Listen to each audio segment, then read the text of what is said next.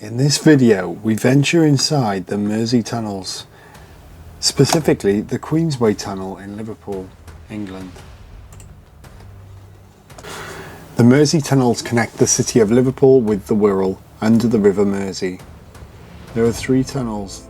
The Mersey Railway Tunnel opened 1886 and two road tunnels. The Queensway Tunnel opened 1934 and the Kingsway Tunnel, which opened in 1971. The Railway Tunnel and Queensway Tunnel connect central Liverpool with Birkenhead, whilst the Kingsway Tunnel runs to Wallasey. The road tunnels are owned and operated by Mersey Travel, and they have their own police force, the Mersey Tunnels Police. In 1967, it was announced that the Mersey Tunnel scheme was now operational. The scheme comprised what was claimed to be the largest closed-circuit television system for traffic control outside North America, and featured a bank of 22 CRT monitors. The Queensway Tunnel was used to film scenes for the film Harry Potter and the Deathly Hallows Part 1. This provided Clare House Children's Hospice in Wirral with a £20,000 windfall, the money being paid to Mersey Travel by Warner Brothers, the makers of the film, for use of the tunnel as a location. In November 2012, scenes for the film Fast and Furious 6 were filmed in the Queensway Tunnel. The Queensway Tunnel is often referred to as the Birkenhead Tunnel or the Old Tunnel, to distinguish it from the newer Kingsway Tunnel. At 3.24 kilometres in length, it is the longest road tunnel in the UK.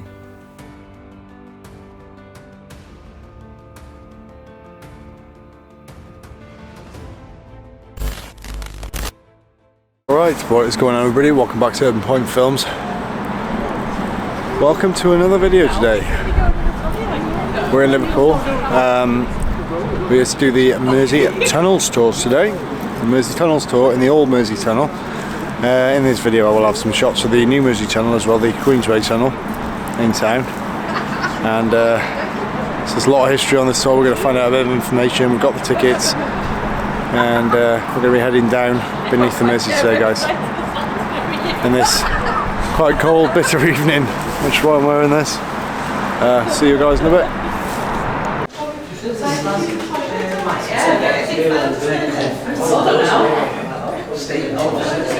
Yeah, she doesn't live in there. Yeah, that's fine, yeah. It's a tunnel drink. It's when it's safe. Oh no, yeah. Where are you? Send you on you. Hey? Oh, was that you? It's 24, wasn't it?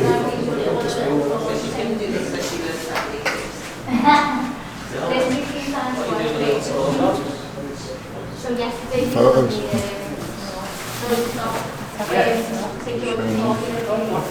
That's what I want. That one done, isn't it? Yeah, we have to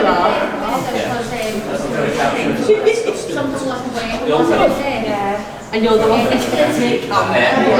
I'm just amazed by how sophisticated and then there's some rapid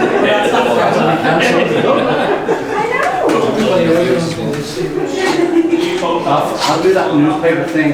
This lady. Oh yeah.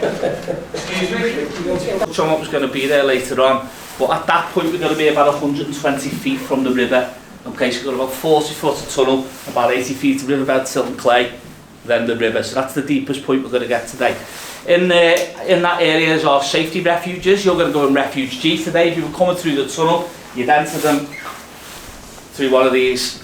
If there was an incident in the tunnel, you'd enter them through one of these doors here, the green box-like structures. They're the entrances to the safety refuges. They're all in the river section of the tunnel, but it's the hardest to evacuate. Talk about them when we're down there later. At that point, you'll get a chance to sit down, because the only way back is up.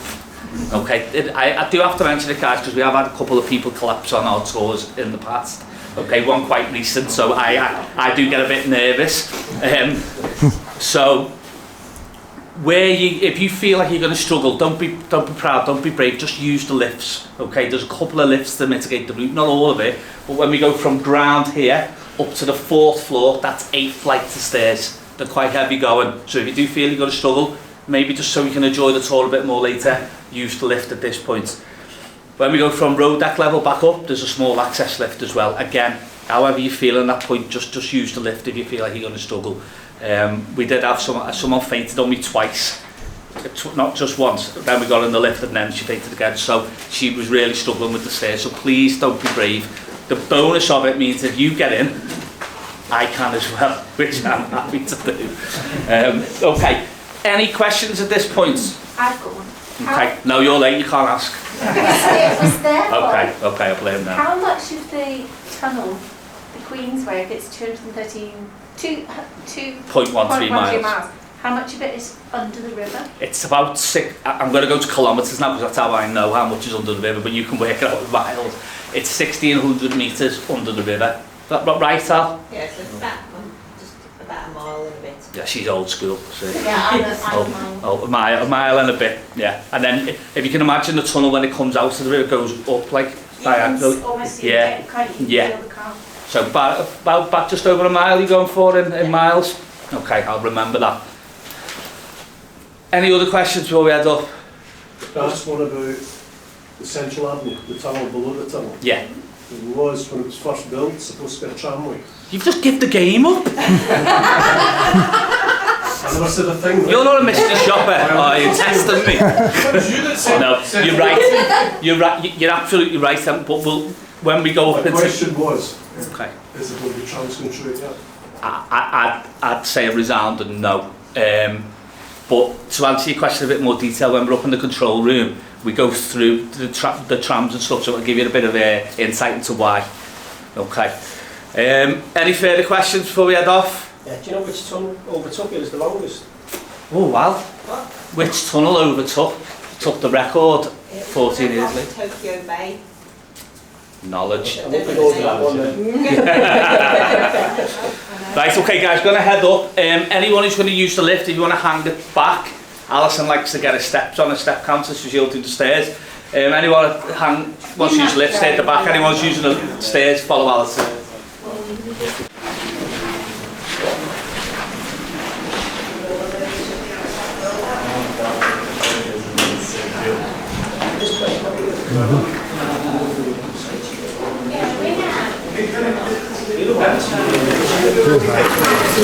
Okay, all right. There you go. Oh, thank you. You are very welcome. Do you want me to hold it? Sure.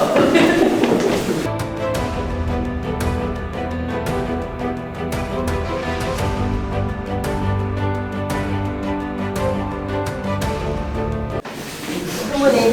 Yeah, come across guys, just let everyone get in. And there's some heavy. Not last the day. And there's some heavy. Outfit, are you clear? Just going to come through guys, just so everyone can get in. You at the back, you was, wasn't you? Yeah. Okay, are we okay? Sign language will do guys.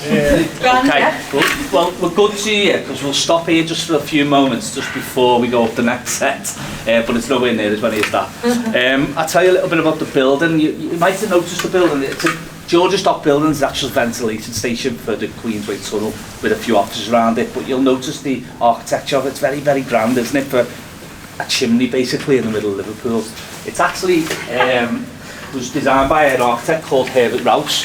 He was famous for a couple of other buildings in Liverpool, the Philharmonic Hall, the Martin's Bank buildings, and he was fascinated by Egypt, so he based the outside on the pharaonic temples of Egypt. Okay, and that's why it's quite Egyptian in its stature. It's actually grade 2 listed Art Deco Egyptian. You don't get many of them combinations, especially with a chimney in the middle of Liverpool. I think the only other building in the country with them characteristics is Old Scotland Yard in London. It's got the same characteristics, so quite unique really. But when you come into the reception area, again, very grand. It's just a chimney with a few offices around. That's what I'm trying to say. The attention to the detail is unbelievable. Even in the railings of the people who walked up the stairs, Yeah. it wasn't me, you can see the depiction of the Mersey with the waves in the green railings. It's just things like that. There's Art Deco lighting everywhere. You can see the flooring, it's absolutely everywhere, even in areas where members of the public would never have gone. So it's just testament to how they designed things back then. It wouldn't happen now, put it that way. Okay. Have we caught our breath enough? Yeah. Are we ready for the next set? How many Yes, we are. how many flights? About 2.5. 1 floor but equals 2 flights or 3 flights of stairs. Okay. It's not bad. Go. Got you. Go on. Go on. Thank you. You're welcome.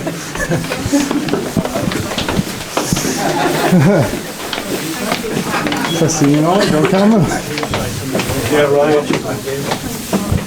That was embarrassing. Yeah, we'll do. There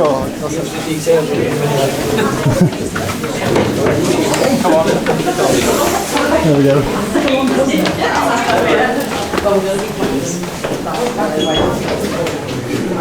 Yeah, it might be one that when we're telling you back here.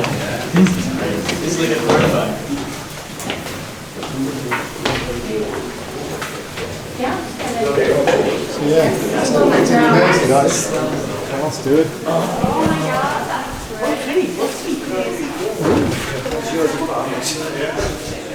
Wow.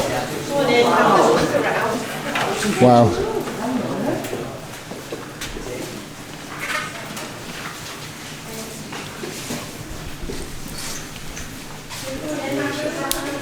Feels like that bit from Chile, you know, they're like Mexico.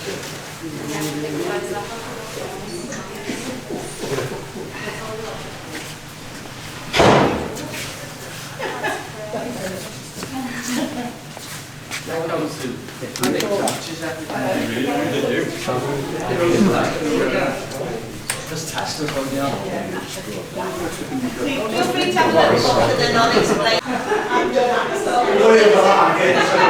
Some part of the old shop controls here. Okay, I'll give you a little guided tour of what you're looking at. You want to just come down?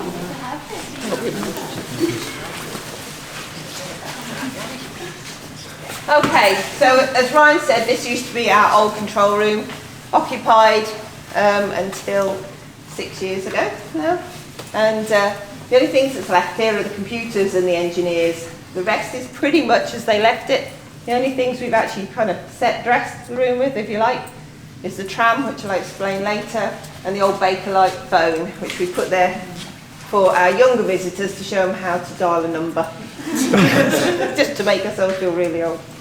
So the original room opened in 1934, okay, and it would have looked like this, for those of you who can see it, yeah? And if you look up, you can see it's the same room because we've still got the same windows up above us as in this picture. As Ryan said, it's a listed building. We can change some of the functions on the inside, but we do have to keep the look of the building on the outside because it's a listed building. First major change in this room, having opened in 1934, was not of our doing because it was May 1941, May Blitz. We took a direct hit. As a lot of Liverpool did, I'm sure you know. And our particular one came in through the roof on this side, exploded in the loading bay. So next to where you came in the front door, so the side that faces that street was badly damaged. And we had to shut the building down. At that point in the office space around us, we would have had people like the Home Guard and quite a lot of businesses in here, but they'd lost power and water. So they all left in 1941. We dragged Herbert Rouse out of retirement and he oversaw the rebuild. And as you say, you can't see the join now as you look around the outside of the building. It was put back how it looked originally. So this room reopened in 1951. We didn't have to shut the tunnel because the fans in the internal structure weren't damaged and they managed to run it from the Birkenhead side, but we did just have to shut this room. So in 1951 it reopened and that's when that desk went in. It's been perfectly serviceable ever since, from 51 to nearly 70 years. Bit on the low side, I think, for the taller person. Hence the gouge marks in the floor where they kept trying to lower the chairs to get the knees under it. But what I'll do, I'll talk you around the functions. The main purpose of this room is pumps, ventilation and power. Firstly for Queensway Tunnel, then Kingsway moved into here as well. Our newer tunnel moved into here in the 1990s.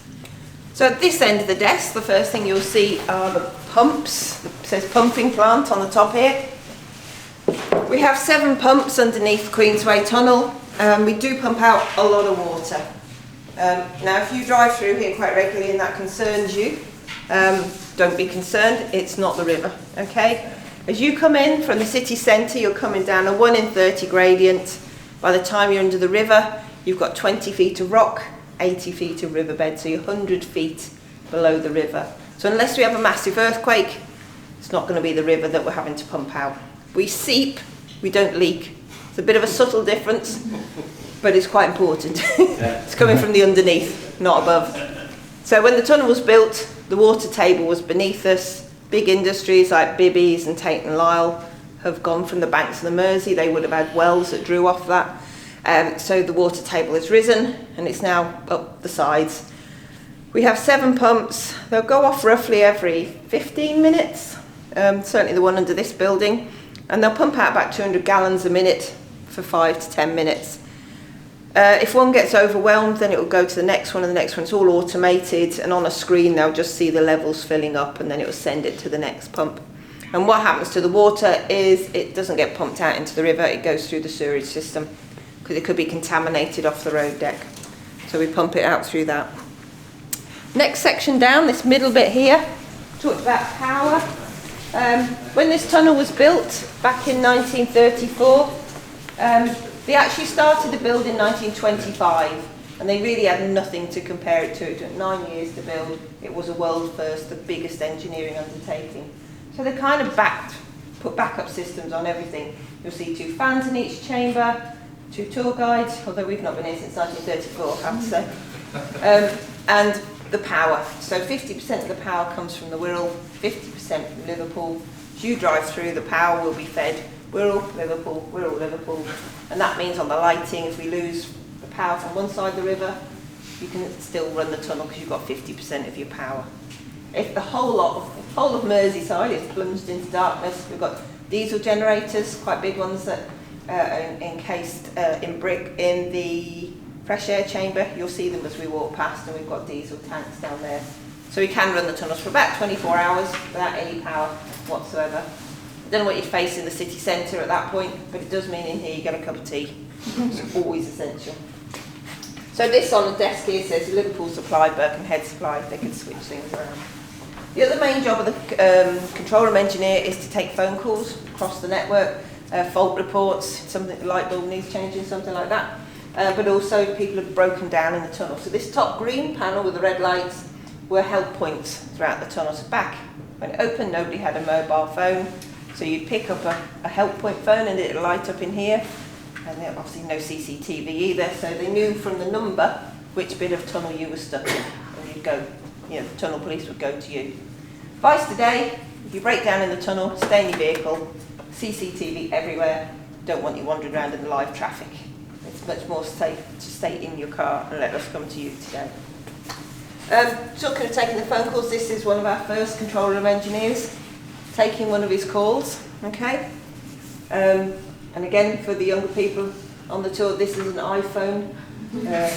Is it 13 now? I don't even know how many iPhones there are. He's sending a WhatsApp message just to say he's got a light bulb.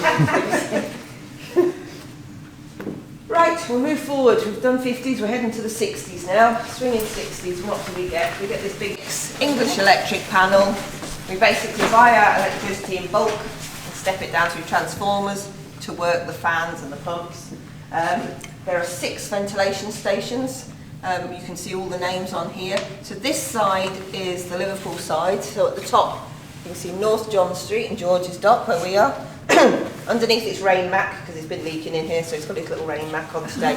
It says Newquay, which is the branch exit out under the Atlantic Thistle Hotel. So on the Wirral side, you've got Woodside, Sydney Street, and then one lower down at 1 Taylor Street, which is the Birkenhead dock exit, and that is the only one of the 5 we don't use today. We shut the branch exit in the 1960s to ease the traffic flow, so it's not being used, so we don't ventilate it. Quite handy for spares, because the stuff you're about to see is 88 years old now, so they don't kind of make stuff like this anymore, but you have to make it to order, which costs a lot of money. Excuse me. Yes. Talking about the dock road. Yes. Is that the one with the traffic lights were in the middle of the tunnel? That's right, yes. So one of the main reasons they shut the dock exit, they did lots of things in the 60s. They took the toll booths, which were at both ends of the tunnel, and they put them all at the Wirral end. and they made the dock exits. The one on the Liverpool side is just an exit now. It used to go in and out that exit, and they shut the Birkenhead one. Reason for that were the docks were in decline, so it wasn't being used that much. They've got traffic lights on it because you had to keep stopping the traffic in the tunnel for traffic to go across, to cross the live traffic. So it wasn't great for congestion because we didn't have the other tunnel at that point either. And then finally, actually at that junction, one of the tunnel police got killed trying to direct the traffic. So they just, for safety in the whole tunnel, they decided we'll shut it down. It's still there. It gets used for things like filming and fire brigade training. You still walk them down it, but no traffic would go up and down it now. So we'll head to this end of the room. Alison, is it haunted, that tunnel, that part of the tunnel? Is that the dark bit? Yeah, the dark bit. No. It is. Well, the supposed ghost in those areas called Leaky. Leaky. Not seepy. Not seepy. And it's supposedly somebody used to work down the tunnels, and you can hear him whistling in the air inverts. And that's not a euphemism, we actually do walk down the air inverts. So you can hear whistling. And we have many ghosts. The main building has the ghost of the old caretaker. So he's a friendly ghost, so you might just stroke your hair or something, like touch your leg. But he's called Gilly the Ghost, he's based on the old caretaker. And actually the control room engineers, whether it's because they were getting a bit stir crazy in this room during nights or whatever, they said they used to sit, they had a table on wheels. They used to sit here and it had a teapot, biscuits, television, and whenever management came it was on wheels so they could quickly run it into one of the cupboards so that they didn't know they got it. But they used to say at night it would move across the room sometimes. But yeah, I mean there's many, we did some ghost hunting once and I think they found a ghost in every single room, which I think is probably a bit excessive for a tunnel of this size, but they're all friendly, I'm sure.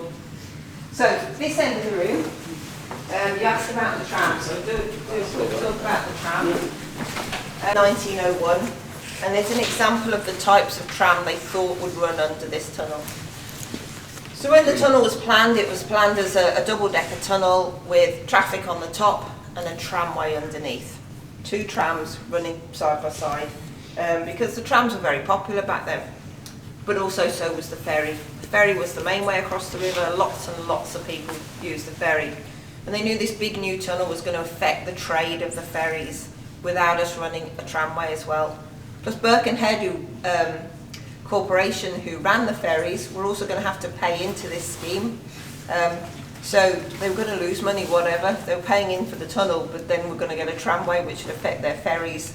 So they raised an objection, and the tram idea was dropped. They went ahead with the build, rather than go back to the drawing board and lose the money that they've been given.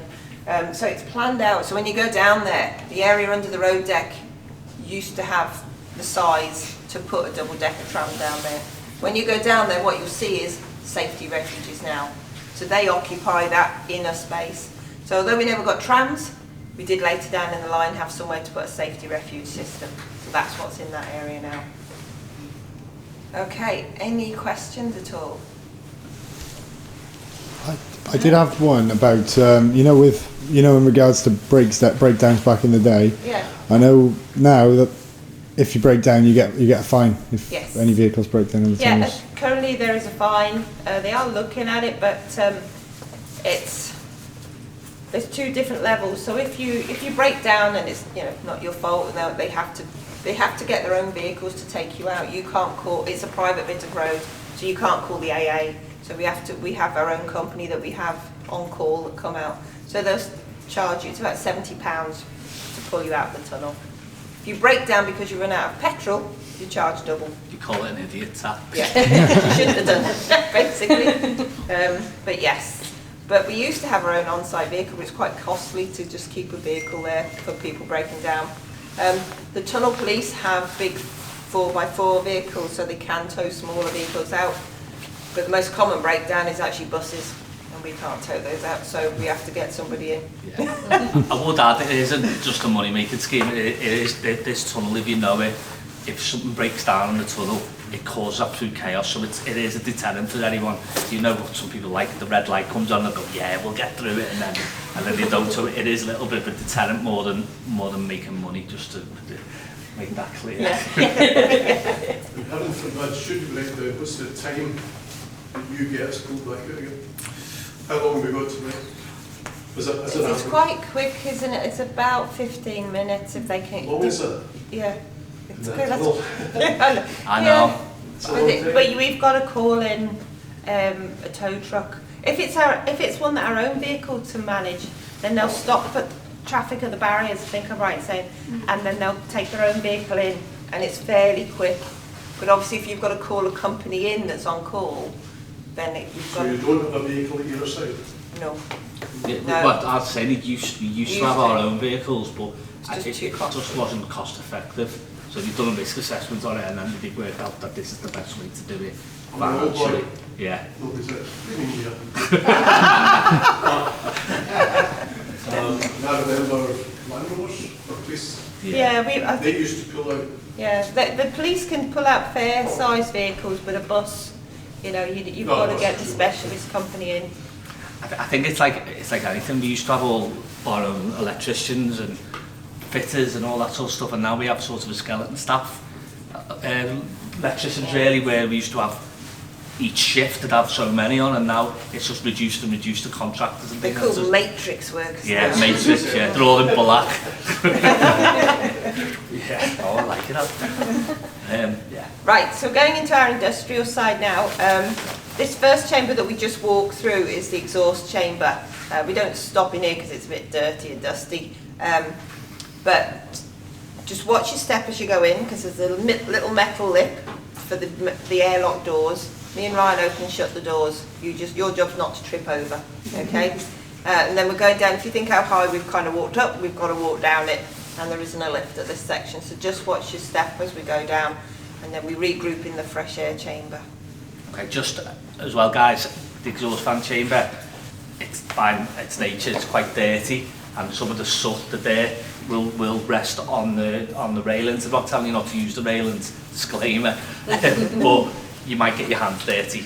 Me and Alison find it quite funny because we hope you forget and then it's all over you. But just to warn you, you might get your hands quite dirty, but there is wipes at the end. Yeah, we wipe you down before You we can use the high vis as well. Okay, do you want me to leave you? Okay. Does that work?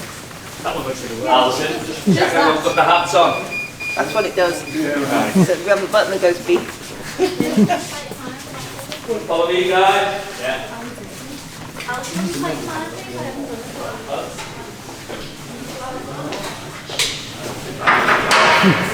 So that's the step. Step. Right. Step. Step. Step. We go. Probably not.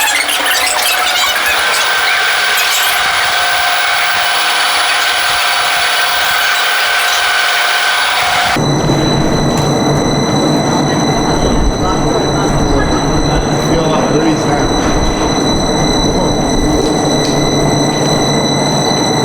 Down. Not first, now we're going down.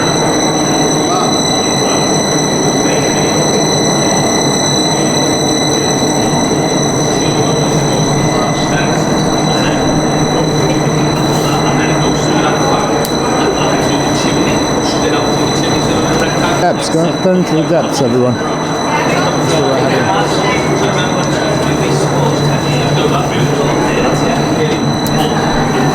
Right down in the depths. Down we go. Through the airlock door. That's cool. Oh, we get a shot of that. Like you'll say in London, probably is. Yeah. Be a bit safer, but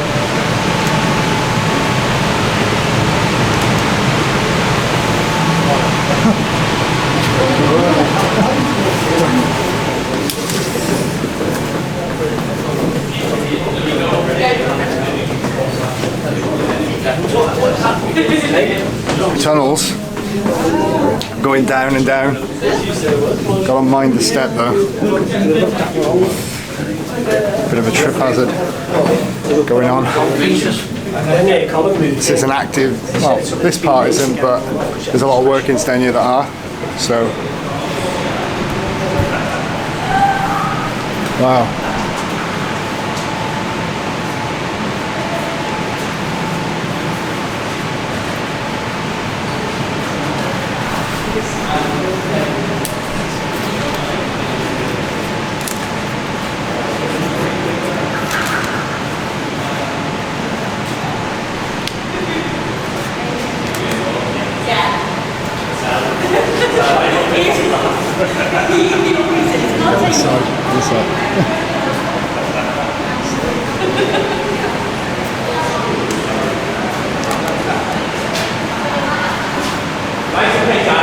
We're in the fresh air fan chamber now. I'm not writing a lot of these other ones.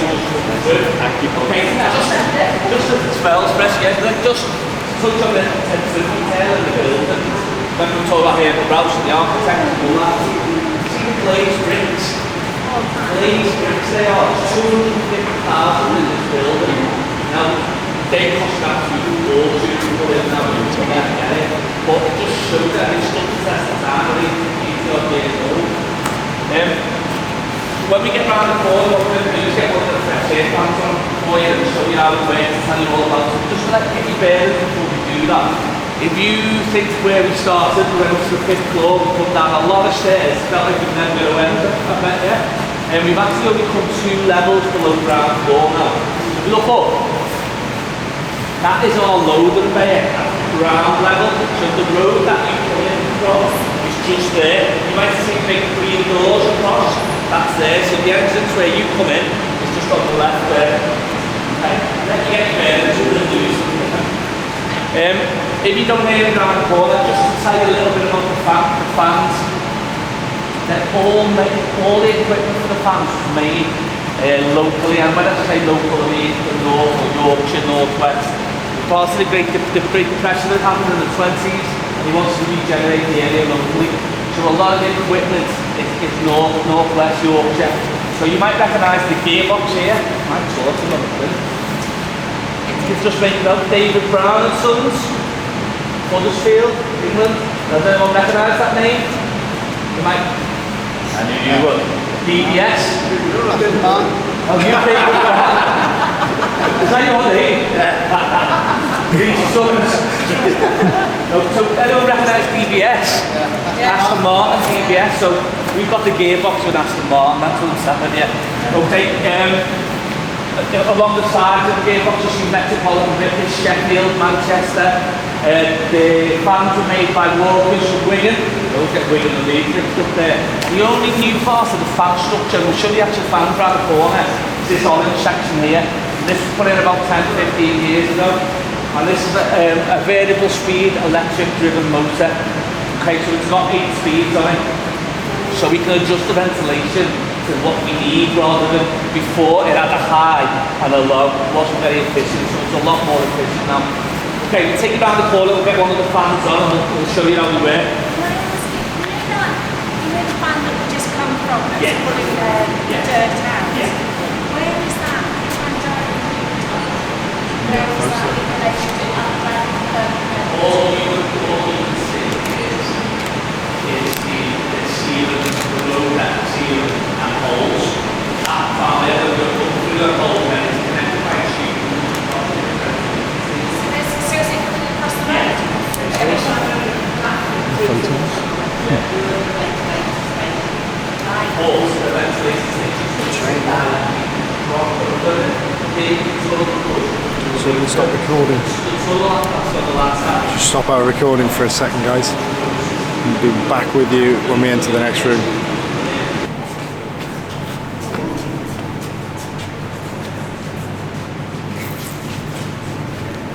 I would have done my hair and makeup if I knew this was coming. So we'll just come across, guys, just so we can get everyone in.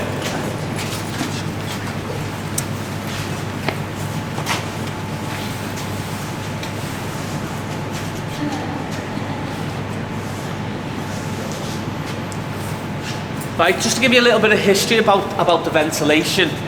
Alison touched on before how many ventilation stations we've got. 6, each with 2 exhaust fans in, 2 fresh air fans, a lot of ventilation. Okay, and we don't actually need it all, especially now as cars have got a lot cleaner. But even during the 60s, we didn't need it all. And the reason for so much was, don't forget, this was the first undertaking of its kind that never been done on this scale before, 2.13 miles. And the ventilation was a bit of an afterthought. Okay, originally they just had the entrance and the exits, and that was good enough. And then there was a number of tunnels across the world that they'd done a little bit of research on as they were getting built, but a lot smaller than this tunnel was going to be. An example is one in Pittsburgh in the US called the Liberty Tunnel. That was half a mile long. This tunnel was 2.13 miles, so quarter the size roughly. The only ventilation in the Liberty Tunnel was the entrance and the exit. On a certain day there was a rail strike. A lot more cars went into the tunnel than normal. A lot of people were passing out at the wheel, people were running out, gasping for air. Carbon monoxide, they didn't really know about combustible engines as much as carbon monoxide in enclosed spaces. So our engineers over there looked at this and sent reports over to England. And then we looked at our tunnel, it's 4 times the size, we need to do something. But they just didn't know, they didn't know how much ventilation. So they over-engineered everything. Where they give us 1 fan, they give us a backup. And they give us 6 ventilation stations, so we had enough ventilation for the fans to actually stay as they are today, operational, because we had a working fan and an off-duty fan. We could monitor their workload and just rotate them. If one broke down, we always had a backup. And now as things are getting, like the cars are getting cleaner and cleaner, we're using the fans less and less. So it's like today we'll probably only turn this one on just for your benefit. But there might be a fresh air fan on in another ventilation station somewhere, depending on what the engineers decided. So as a result, the tunnel was originally £6 million back then. Wouldn't even get Mo Salah's ankle for that now, but 6 million back then. It went up to 8 million. Now 8 million doesn't sound a lot, but 2 million on top of 6 million, it was about a 25% increase or whatever it was. So they weren't happy, but they had to put the extra ventilation in. I think roughly, I don't know what the exchange rate is exactly, but it's roughly about 500 million to do the tunnel as it is today. But they would not construct it in this way. It'd be done more along the lines of the Queensway tunnel, separate north tube, separate south tube, a lot more headroom, a lot wider lanes, lot different construction it would be, but gives you an idea of how much it would be roughly. You're going to ask something? Who paid for it? It was a government loan. Yeah, government loan. It was a government loan given to the council to then use. And as Alison touched on before about the why the trams got to go ahead, one of the reasons they never changed the underside to maybe give it more headroom and have less space under there, because they were scared of rejigging the plans and then having to go through all the government procedures again, that they might not get the funding. So that's yeah. Okay. We're going to get the fan on for you now. Alison's going to give the engineers a call. Might take them a while to just rev up the finger to press the button, but we're with us. But if you just look up, you can't see it now because it's got a little bit later, but you would normally see daylight.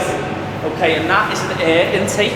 Now if you think of the building as a rectangular shape, you've got the chimneys where the exhaust air is going out, but at shoulder level is air intakes in the corners, and that's bringing fresh air in. So it's further down than the chimney, it's bringing fresh air in. When that fan comes on, you'll feel the air coming past you.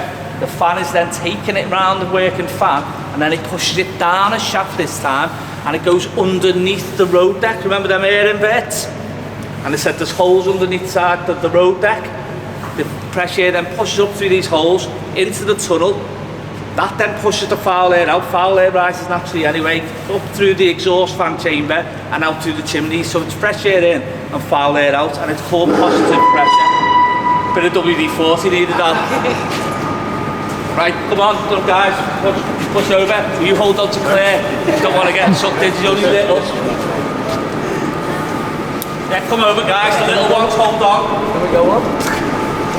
What? No, you can't go on there now.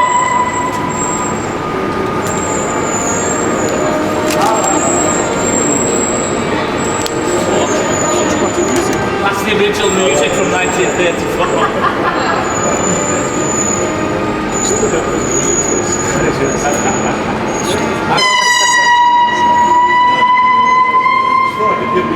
That it is, yeah.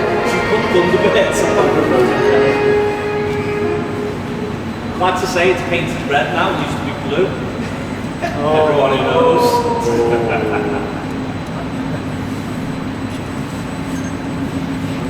I actually you'll never walk alone, so come on, very low.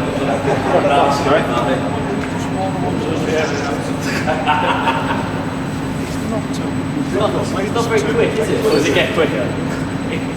So, I'm going to tell you a little bit about it now. So the fans are 28 feet in diameter, okay? 25 tons in weight, and the speed of them is around about 75 revs per minute. So to answer your question, they're not made for speed, these fans. They're made for the volume of air they can push or pull. So one of these fans at top speed can push or pull around 500,000 cubic feet of air in 1 minute. That's the equivalent in layman's terms of about 6 Olympic-sized swimming pools of air. It can pull and take down to the tunnel in 1 minute.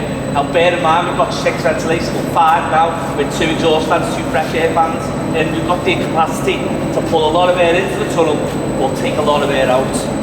That makes sense? Yeah. Does it go all the way to the top? We're standing up there, that white there, is that just protection? No, it's the size of it. That's all. That's all. It's about 50 foot. Yeah. Concrete house is 50 foot. Fan inside 28 foot. If you just go and have a little quick look around the side there, you can see the casing. Just go down the side.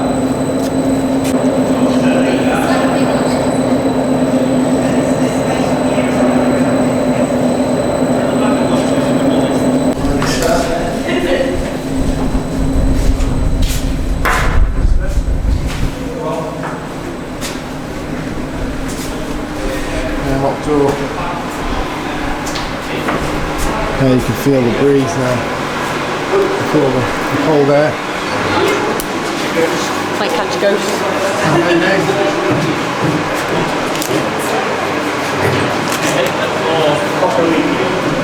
Oh my god. So it's even cooler now. Off we go.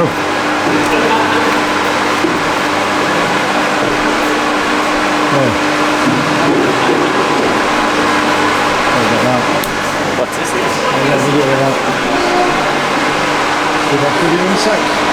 Ventilation for the middle of the river, where we call them ventilation stations. The reason being the increase in car ownership, all these big vehicles that are coming in and polluting the lead and the petrol. So we need extra ventilation. And what we did is created this as a modern fan room, and I say modern, 1960s, but it's the most modern you get in this tunnel. I don't know if any of you have been out on the plaza side of our building. There's an old toll booth. You might see a big green dome. That's just here. Yeah, and that's basically just a screw cap to get these fans in and out. So that's what they did, created that hole. Remember that fourth picture? We've got the air inverts, and then you had Central Avenue. Because we don't want to lose the air in the land side, we want to get to the river section. The air from these fans goes down underneath into Central Avenue, and then when it gets to the river section, there's holes in the retaining walls in between, and then it joins the air inverts, and then filters up to the centre of the tunnel. That makes sense? Sorry. Okay. Difference with these fans, they're automatic, they're not operated by the engineers. So the example of the working fan developed a fault, it would naturally know that, pick itself up, roll itself down over, put itself down, and the non-working fan will pick itself up, roll itself over and start to work. What they have to do as well, because obviously we don't want them just to run, we want them to share the workload. They'll put 10 volts, trig volts on them to get them to move. I'd like to be able to do this at the tour and go, I'll be doing it for about 40 minutes, I think you get a bit bored. Okay, we're going to take you to our bridge room now, so you're going to follow me.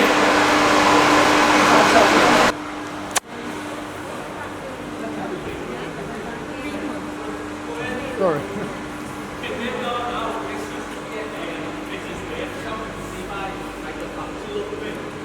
When the 60s came, we needed extra ventilation for the middle of the river, where we reason being the increase in car ownership, all these big vehicles that are coming in and polluting, the lead and the petrol. So we need next ventilation, and what we did is created this as a modern fan room, and it's a modern 1960s, but it's the most modern you get to this tunnel. I don't know if you've been up on the plaza side of our building, there's an old toll booth. You might see the big green dome. Yeah, and that basically was the screw cap to get these fans in. And that's what they create that hole. Around the corner is an air intake at road level. When the air comes in, it goes through one of these working fans. And that fan now, instead of taking it, remember that waterfall picture? And the air works, and you have Central Avenue. Because we don't want to lose the air in the land side of the bigger section. The air from these fans goes down underneath into Central Avenue. And then when it gets to the bigger section, there's holes in the retaining wall in between. And then it joins the air in there. And then it builds it up to the centre of the tunnel. Sorry. Okay. Since these fans are automatic, they're not operated by the engineers. So the example of the way the fan will develop a fault, it will naturally know that, pick itself up, roll itself down over, put itself down, and a non-working fan, pick itself up, roll itself over, and start to work. What we have to do as well, because obviously we don't want just to run and we want them to share the workload, we'll put the 10 volts, chip bolts on them to get them to move. I'd like to be able to do this on a tour and go, and we do it for about 40 minutes, I think you get a bit bored. Okay, we're going to take you to our bridge room now, so you're going to follow me.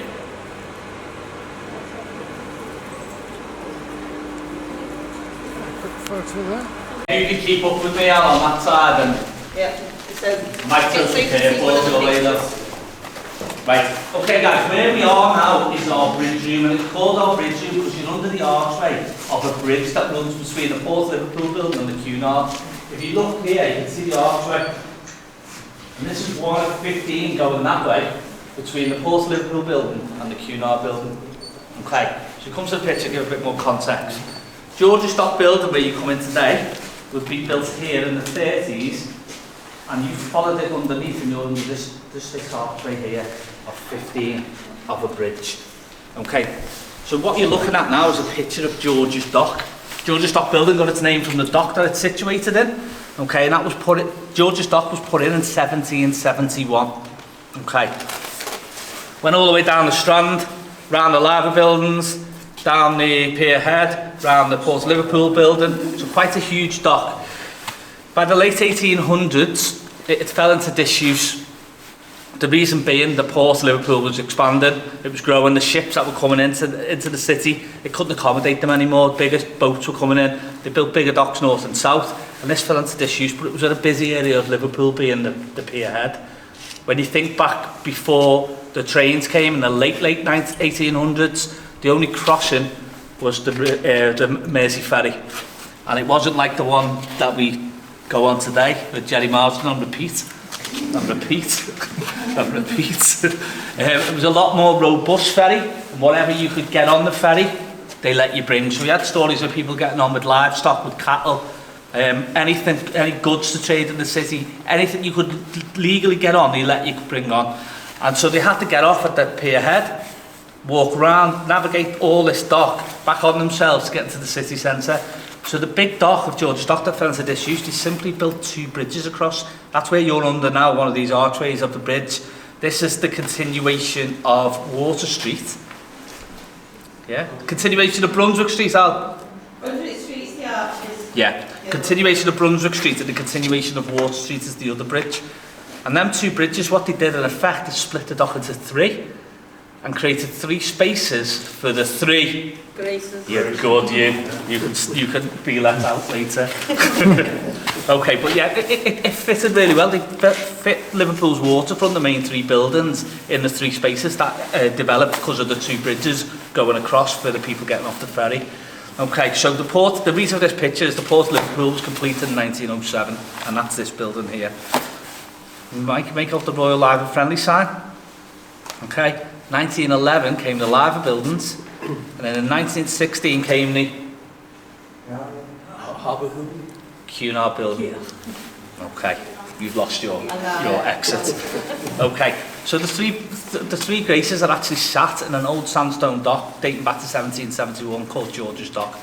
George's Dock building where you come in today, come in 1934, everyone forgets about us. Me and Alison call ourselves the fourth Grace, no one else does. That came later on. You might recognise a few other things in this picture. This structure, anyone know what it is? Yeah, an extra, I was going to say an extra bonus point, you just got it. So it's the electric overhead railway. This torch is on its way out, isn't it? A bit of fun.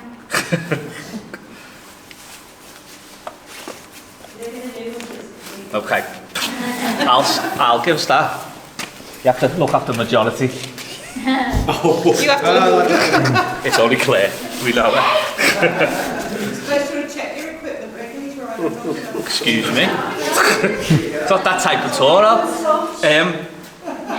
so this, the overhead railway, known locally as the gentleman just said then, it's the Dockers umbrella, went all the way from Seaport to the Dingle.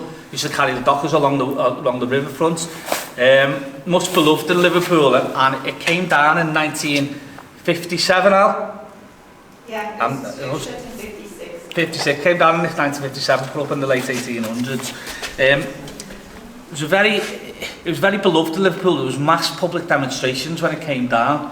It's a real shame really, because it would be an amazing tourist attraction to have today. I have subsequently learned it costs more to bring down than it would have to maintain it, but I think they were concerned about the ongoing cost. It was predominantly made out of cast iron. It'd been hit during the war a couple of times on a couple of the sections, but they also used to have a steam train that ran underneath, and the steam caused a lot of the cast iron to deteriorate. Very first ever electric overhead railway in the world. Okay, cities like Chicago and New York, you see their overhead railways. I think some of them are turned into gardens and stuff now in New York. But they took their inspiration from Liverpool. We had the very first ever automated braking, and what I mean by that is if it went through a red light, a braking system would kick in automatically. And it was the very first railway ever to have escalators. Okay, it's a strange one. They were quickly turned off because the technology of the escalators then, it was causing a lot of accidents. Ladies of the day used to wear dresses down to the floor, and they were getting caught in the escalators, and quickly became stairs. Me and Billy, the other guy, tend to think maybe that's why the girls in Liverpool are up here now. The escalators, Dad. But no, three world first to that. So, like I said, you can actually go and, well, you used to be able to sit in one of the carriages in the Museum of Liverpool. I don't think they allow you to do it now because of COVID, but you can actually see one of them there and see some of the old footage as well. Okay, we're on a platform about 30 feet up. Behind that wall is another archway, and there's a drop. Okay, and that's the same in each one of the archways. What they did in these bridge structures for holes like this one, called culverts, and further down as well, and that was to help take the pressure off from the river. Okay, it's a tidal river, it's always trying to make its way in here. In fact, if you think about the history of Liverpool, the name of the strand, the main strand road, means beach. So the original banks of the River Mersey went all the way over to where St Nick's Church is, just over that strand road. So all Liverpool's waterfront is all on reclaimed land where the river originally went to. So you can imagine it's always trying to make its way under. So they were clever, they put these holes in to take the pressure off so it didn't deteriorate the bridge structure. So what happens is depending on whether the tide's high or low, the water still comes in here. I don't know, the minority, they've got a couple of good photos with some water on. With a boat, they used to have a little boat in the bottom, they could go underneath. But yeah, so water still comes in, river water. So Alison is going to show you now with our audio-visual attraction. Come on, I'll show them. The museum's got iPads, lasers. You've got me. Comms, we've got Alison. Right, I'll just set it up. Here we go. If you come in, it's an audio experience.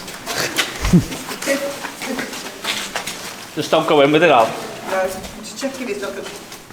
I might need a new one soon, man. Have you got a budget for that? No. I have to put the cost up. Right, if we've got a bit of a high tide, we might get a splash. If it's low tide, you get a plunk. Okay? You ready for this? Oh, yeah. High tide. paddling pool, yeah. No, if no one believes us, it is a salt river, so anyone can go lick that rope. Yeah. Not fancy it? Right. The scouts did. So if you go up one at a time and have a little look. Yeah, guys, if you go up to have a little look through that hole, then when you finish, come at the back. What you're looking at when you look through that hole is all these archways just here. So when you look through, you're looking through each one of them archways towards the river that way. Okay. So the river is that way, the strand is that way. Yeah, so you're looking through the other 15 arches towards the river. Underneath the bridge, How far down? about 30 feet. I know, it comes up here sometimes. It's never come in here lately. I believe it did in the early days, but I mean in 20 years I've never known it come up. I left here after doing one tour and the whole pier head was flooded. We weren't. Is this the torture doesn't work? Got that bad at Yes. one point? Yeah, just needed a little tap. Needed a gentle. Actually works better than the one he's got. The Mersey is a tidal estuary though, it is. So Yes, it's, about you've got 45 feet difference. yeah, you've got Most tidal rivers in the country. it's a lot of there'd be a lot coming in from the Irish Sea coming off. Then you've got all the tidal forces pulling it, haven't you? Well, this is why these holes were to take the pressure of the tide off the bridge. But Move along. It's two of us.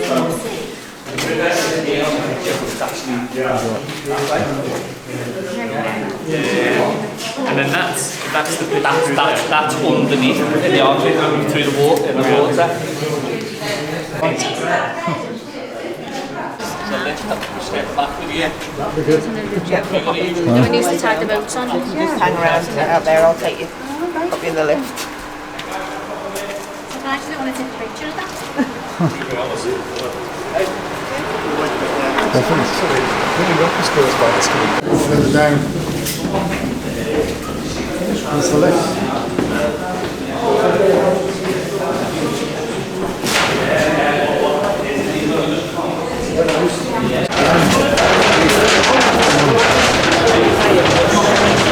I'll stick to this side, I think. Escape during an emergency. Escape tunnel.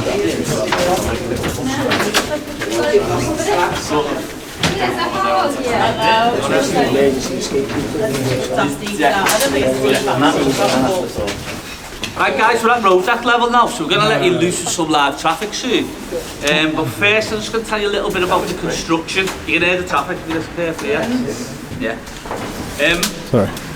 The construction of the tunnel, when we said it was the longest underwater tunnel in the world, it was complete 2.13 miles. It took 9 years to construct, okay? Sorry, excuse me. It was all hand dug, this tunnel. Okay, so pickaxes like the one upstairs you've seen in the room where you got your high vis, small explosives, lasers, a piece of equipment called a theodolite that shone the way. Okay, now if you've been through this tunnel, you'll know it's very windy until it gets to the river section where it straightens up. Now, if you bear in mind as well, there was 1,700 men at the height of construction. They worked 364 days a year. Okay, and there was people lining up to do the work because the Great Depression was happening in the 20s. So people just line up to do the work 364 days a year. You got Christmas Day off, unpaid. Okay. When they met in the middle, they were like, is he being naughty? There's another one. Don't forget, we've got to get you out. He's embarrassing. He's embarrassed. Keep on going, mate, that's what I do. Right, when they met, and think of all them things, there was no health and safety at all. No health and safety at all, and you've just tested that, haven't you? Yes. Yeah. It's alright, the drop's only about. No, sorry about that. There was no health and safety at all. You've actually got more health and safety on you today than when they dug out the tunnel. Okay, and what they did is they dropped an access tube at Liverpool side, where you are now, an access tube at Birkenhead side.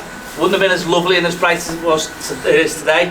There was water, there was electricity, there was smoking cigarettes, they had flat caps on. So amazingly, when they met in the middle, they were only half an inch out. Wow. unbelievable really when you think of the technology that's around today compared to then.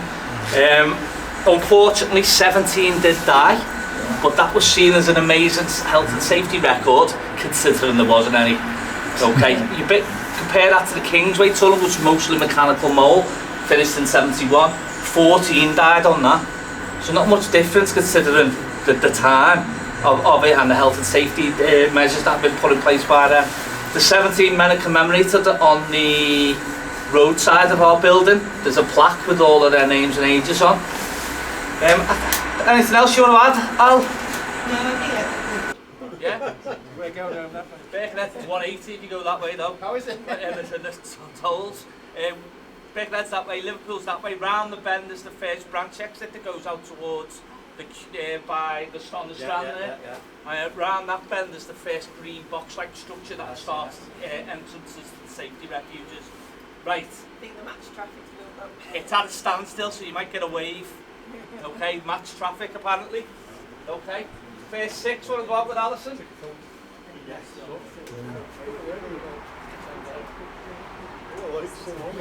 Yeah. Here we go. Here we go. Yeah, no, you go. Yeah, hold.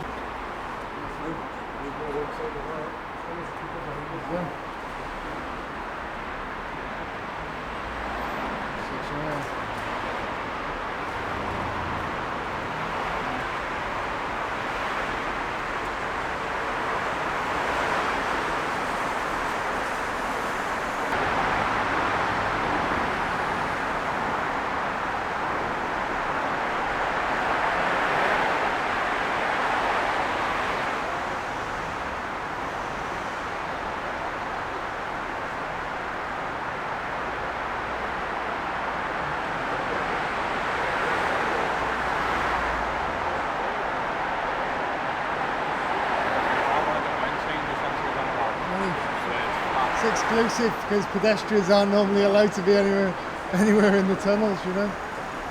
It's exclusive.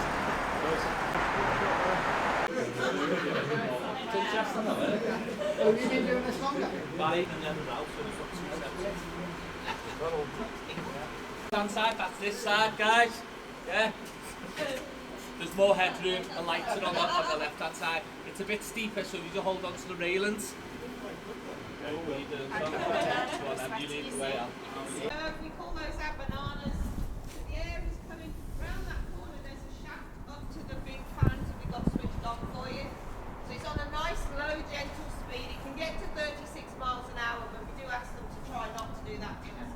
So it comes around here, heads off down the air inverts, travels up to the road deck through this series of holes here. It hits a U-shaped structure, sends it out to the exhaust level. You can see the curvature in the tunnel here. Bit of the original construction work. It's cast iron plates, infilled with a rough concrete, then it's sealed over the top with a gunite solution, like rough, smooth concrete. What we're going to do, we're going to head down now into Central Avenue and into the Refuge. Now, if you're of a nervous disposition, we do lose a little bit of light as we go around that corner. But don't worry, because there's light at the end of the tunnel. Boo! Get it off! Every week! But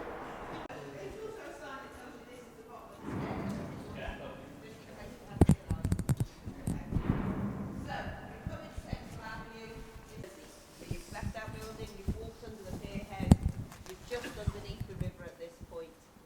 So if you go straight up about 150 feet, you'll need your armbands. Okay? The noise, in case anyone's concerned, when we do work down here, to get equipment down here, is obviously we don't want to carry things up and down all those stairs. So it comes in on the road deck through a nighttime closure, and there's a grid just around that corner that they open up and drop materials and equipment in through the road deck. And when they put it back, I think it's obviously sitting a little I out don't of think line. they've shut it properly It's after. much noisier than it usually is. So, what have we got down here instead of trams? Well, that box-like structure against the wall is 6,600 volt cable running between Birkenhead and Liverpool, so high voltage cable. These other cables that you can see above our head, that's all our communication cables. We've got 500 miles of cabling around the estate. But also people like BT and Virgin, they pay to run their cabling down here. Don't pay a lot, but they do pay. And it's dry, it's safe, they can enter, you know, it's not on the riverbed, it's easier for them to get to and do any maintenance that they need to. We used to have a gas main down the middle there where that little tiny trickle of water is, but the gas main was taken out when we put the refuge system in. The gas main now runs under Wallasey Tunnel. Not that we don't like Wallasey Tunnel, it's just that they haven't got a safety refuge underneath their tunnel. If you look up, you might, as somebody's pointed out, we've got lots of things that say crack and small. Anything that's marked red is in danger. During lockdown #1, they started the process. We have to constantly monitor the road deck and the concrete. Lifespan of the tunnel was given as around 100 years because that's roughly the lifespan of concrete. 13. 13, yeah, answered. About 13. 12 actually now. We've missed a year, don't forget. So yeah, it was about 100 years concrete.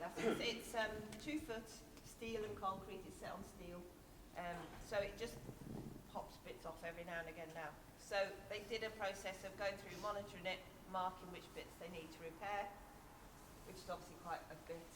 But eventually, what they're looking at, the 30-year plan, is whether we need a whole new tunnel, new road deck. If you were going to build a tunnel, you wouldn't put it city centre to city centre anymore, because as you've seen, it just snarls up. As soon as there's anything big happening in the city centre, the tunnel gets backed up. That's max traffic just stuck trying to get out the roundabout at the Liverpool end. So they've patched a few bits, but they're coming back in April, May to do another few months' work on it, so we won't be able to get into this area for tours anyway. So we have to sort of stop it at the road deck just for a little while. So you're lucky. You're privileged. Extra tour. But yeah, so they've said so long as they keep looking after it, it will go on way beyond 100 years. The main ways we look after it is that heavy goods vehicles should be through the other tunnel. It's a different design, much lower road deck, a much thicker road deck, got the headroom for the HGVs, much wider. So anything over 3.5 tons has to go through that tunnel.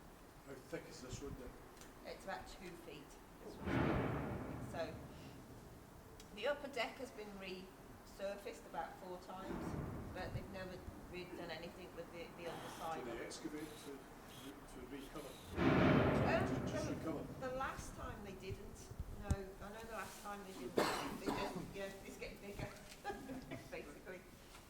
The very first road surface was like metal sets, metal squares. So they quickly took them out because vehicles were skidding on them. It wasn't very good. Wow. The main reason we bring it down here, obviously, is to give you a quick view of our safety refuge system. This isn't the way you'd come in from the road deck. You'd kind of come in the back door, if you like. You would exit from the road deck, big green ramp-like structures. There's a ramp into here, so if you've got people in wheelchairs, children in buggies, it's fully accessible. They cost around £9 million for the 7 of them. And when you come in, you'll see what it all got spent on, or wonder what it all got spent on when you look inside. So they sit in darkness, you activate them by going into them. Get a little sit down before we go back up. Is this 9 million quid? Is this the bit? Not this, just this one. There are 7. Oh. This is 1 point something.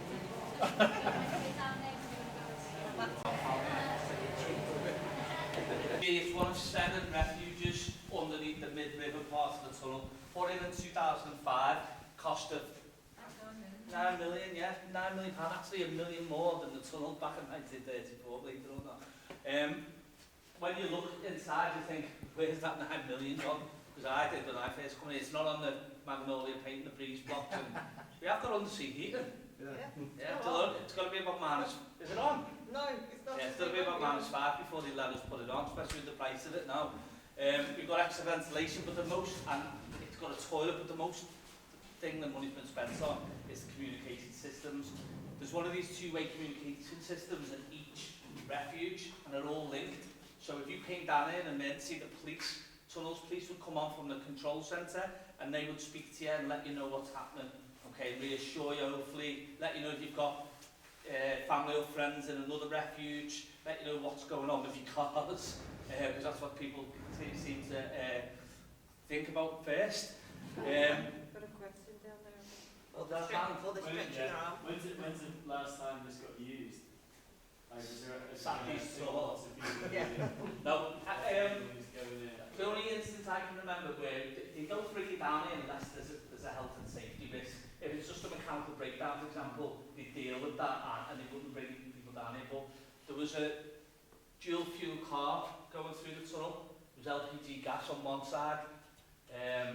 The non-gas side caught fire. So we considered it was going to cause an explosion. So they let everyone out they could. They stopped everyone coming in. And they immediately said they'd evacuated about 15, 20 people. And they went down to Refuge F, which is the next one along. Yeah. After about 40 minutes, it was dealt with the emergency and people went back into their vehicles. The beauty of these is the refuges are in the fresh air. If you like, in the fresh air bubble. So what if there's a fire in the tunnel, what they actually do is put the fresh air on more. So all fresh air, you can actually stand outside there and be fine, it's just be a bit cold. Okay, and the fresh air, you're in that fresh air bubble, the fresh air goes up onto the tunnel, which sounds mad in a fire because oxygen obviously makes a fire burn more, but this tunnel, it's the smoke that will cause the biggest issue. This tunnel can fill in 2.5 minutes with smoke. Once it's full with smoke, it's hard to get the emergency services in to deal with what might relatively be a small car fire. So what they'll do is take the smoke out through the exhaust fans where you come through before, push fresh air in, so the refuge is underneath that in the fresh air. They learned from Mont Blanc disaster, I don't know if you remember, Mont Blanc disaster 1999, terrible tunnel fire. There was a lorry that went into the tunnel, it was carrying butter. I believe there was a cigarette that caught fire in the cab, and that eventually got to the rest of the lorry, and butter, as you know, is fat, very flammable. That fire burned for 2 days. 48 hours it burned for, and they had refuges. But you know, like where we went out to see the road before, they had a refuge at road deck level there, but where you had stairs to go up there, it was the same entrance in, same exit out. All their communications were at road deck level as well. And because the fire burned for that long, all the people who got to the refuge, the communications burned, they couldn't tell them to leave that refuge or to go another way or whatever it was, and eventually the smoke and fire got to them people and they perished. So all tunnels in Europe had to undergo a safety review. Now we had them where you just stood before to go out to the tunnel, but they deemed that not appropriate for underneath the river section of the tunnel where it's the hardest to evacuate, and that's why we got these. We had to, by law, after that tunnel review, have safety refuges put in. The beauty of these ones, where we've learned from Mont Blanc, is you're away from the smoke and fire. All the communication cables, as you've seen before, are all underneath the road deck, and you can't burn out because the fire, the smoke can't get down here, hence there's no fire doors. Also, you've got 3 ways in and out. You can actually walk through each refuge to Refuge F. Get me alphabet backwards here. Refuge D, C, P, and A, they've got there. And get out to Birkenhead side. We might charge you 180 for the toll, but you can get out Birkenhead side, you can go the way we've just come up. Ideally, you want to get you back to your car so there's an emergency and it can be dealt with. They probably wouldn't keep you here for longer than 2 or 3 hours at most, because you just get a bit bored. So they might ask you to leave your keys in your vehicle and because you might need to move at a later time. But what ideally you want to deal with it and get it back, you're back up to them green box like structures where you would come down. Okay, that makes sense. Okay, if you're in the tunnel and there is an emergency, how do you think we'd allow you to come down here? Tunnel? Speeches? Tunnel, we're not allowed to say that, are we, Al? It's a brand name. No, we got told off by some other ones available. Yeah, I like that. There's other good makes available. Yeah, we've got a loudspeaker system, so that is very loud. I've heard it. And what's in your car? Radio. So we can if you're on FM channel and it's not DAB, we can break into your radio. It's called the leaky feed system. But we have a number of ways of learning, so it's not just that one way. But if you're DAB and posh, we can't break into that one. Also, it's not even that posh now, is it? Most people have got them. Also, we've got lights and everything that lights up the box, like structures and arrows pointing in the right direction. And then failing that, if all the cars are stopped, there's people running quite quickly. It's your cue to go as well. But we have a number of ways to alert, basically. Queensway Tunnel. It's different to this tunnel where we said Queensway is a north tube and a south tube. the road deck sits a lot lower down to help with the heavy goods vehicles. So underneath the Kingsway, you've probably got about this height, whereas out there you can see how much space we've got. So in Kingsway, you couldn't put refuges underneath. What you've got is a north tube and a south tube, and in the middle you've got a central tube with 3 branch exits, 3 cross passages. Yeah, and they're basically escape tunnels into the other tunnel. So if it's an emergency north tube, you'd stop all the traffic in the south, getting into through the cross passages and out the other tunnel. Okay, because we're putting Mersey Tunnels, we've named them. They are escape tunnels. Any clue? Anyone has the guess? Famous escape tunnels. Great escape. Come on, more clues, yeah? On the 3 tunnels. Well done, Tom, Dick, and Harry. Yeah, we had that actually yesterday with them. Anything else? Do you want to add? Any questions from you guys? Oh, there is one question that someone asked me before.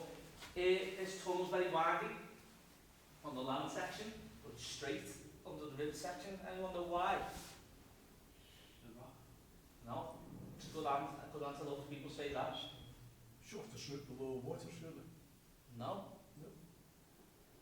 So the clue is it's the land section where it's windy. Stopping the way. Is that the strength that it goes like that? No? Following the streets. It follows the street, but why does it follow the street? What might it be avoiding? What's that? Nothing's going to get done with it. It was 2. Do you think the mayors, the engineers had never done anything like this scale before? The mayors weren't confident in the engineers. They were confident in them doing the job, but they just wanted to reassure themselves, so they made them go round the municipal buildings on each side of the river. So if you know Liverpool, it comes out in the entrance and then goes down underneath Dale Street, goes past municipal buildings on Dale Street, at the bottom of Dale Street to Town Hall, and goes round the Town Hall, and down past India buildings, and then once it gets to the river section, it straightens up. Birkenhead side, Birkenhead Town Hall and Hamilton Square, it goes round. So you're right, it goes under the roads, but the reason being to not go under the foundations of the municipal buildings, because the mayors were worried that they might do some damage, which sounds crazy now, doesn't it? But when you think back to the time, it's never been done before. So yeah, that's why it's so windy. Some people say this is to stop the horses bolting in the early days. So if there's a bend, it stopped them going round it, but there's loads of reasons people give it weird Never had money. horses in it. No. Would it have been made easier to build? Because you could have sliced the top off, built, and then put it back in again. So I couldn't answer that, I'm not sure. I can only imagine the windiness of it made it more difficult to build in terms of if you could just go straight like the Queensway tunnel, it'd be a lot easier, wouldn't it? Especially when you think of the time it was built, with the being hand dug and the pickaxes and the explosives and all that, and no health and safety and all that. It must have been treacherous trying to do a bend and go follow it under the road, so it probably made it harder. I'd say so, wouldn't you? Makes it even more remarkable that they actually met so Exactly. close, isn't it? Yeah, that's what the amazing thing is, isn't it? And they only lost 17 men when it was such a feat of engineering with no health and safety. And most of them men, actually, the majority of them died not digging out the tunnel, road fall on Dale Street, and the road fell in on them. Yeah, so about 9 or 10 of them, I think, of the 17 died, and it's not actually digging out the tunnel through the waters where you expect it to be treacherous. So, yeah, anything else, Al? Do you want to mention films? Do you recognise Alison? Very much.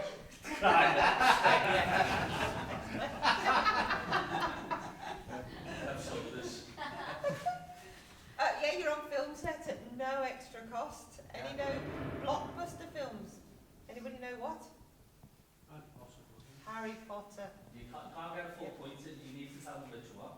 Harry Potter? Yeah. What, in here? Yeah, well, not in here. Not in the Refuge. On the road deck. In the tunnel, yeah.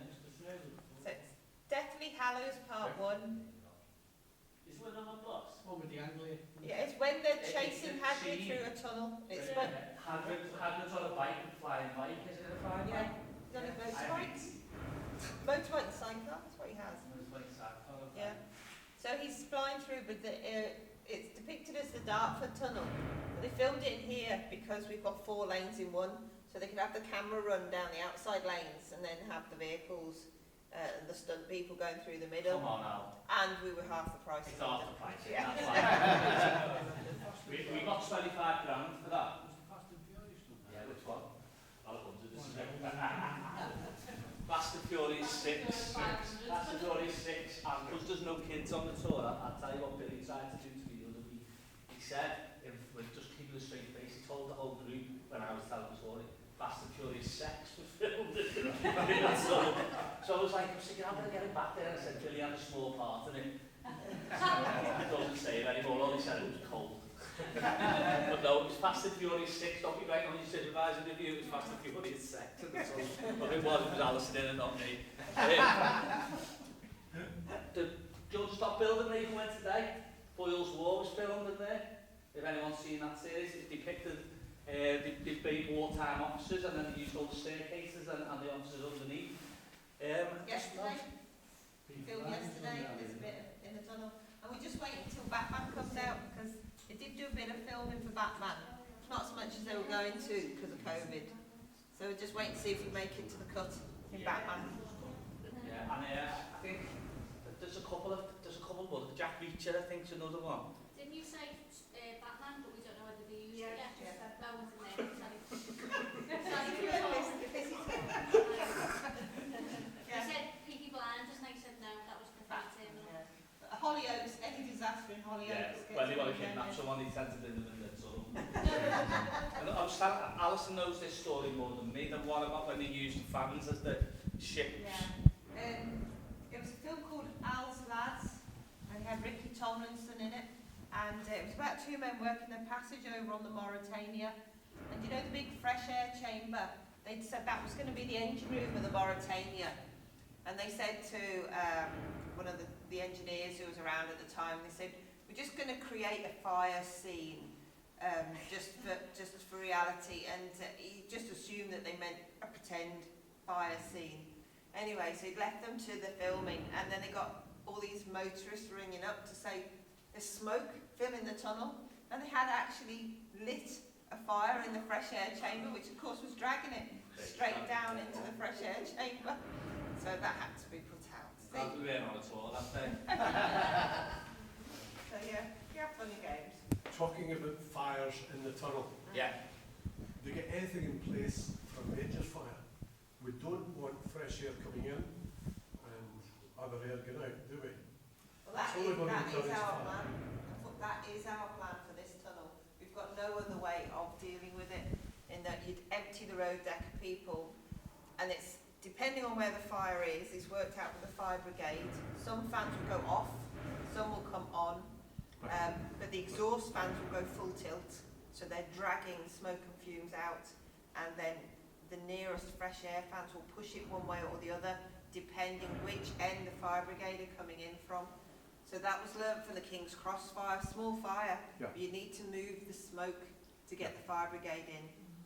In the Queensway tunnel, we've got the headroom, so you've got jet fans in the ceiling, and that's, again, you turn them on and off bi-directional, whichever end the fire brigade's coming in from. So you can direct the airflow Direct. away from the fire. Right. Yeah. Makes And sense. with the traffic, we have big barrier arms, so traffic-wise, any traffic ahead of the fire will go. They'll just leave the tunnel because they're on the way out. Yeah. The barrier arms and the toll booths will immediately stop, so no one extra can enter the tunnel. And then you're just dealing with the bit of traffic that's now stuck behind the fire.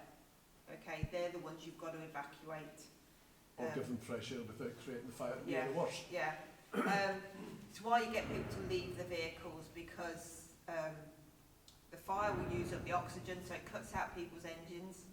We do big emergency exercises about once every 5 years. I think it'll cut out people before it cuts out an engine. Well, yeah, exactly. I think the people will die before an you engine don't will want die. people trying to turn around in the Right. tunnel and getting all congested. So we do big exercises which involve the bus companies, the ambulance, air ambulance, fire brigade, our tunnel police, the police, and pretend that a huge accident has happened and just see how it, just for practice. It's done about every 5 years. By this construction of the tunnel alone, that should encourage a fire. When you get through draft, that's you.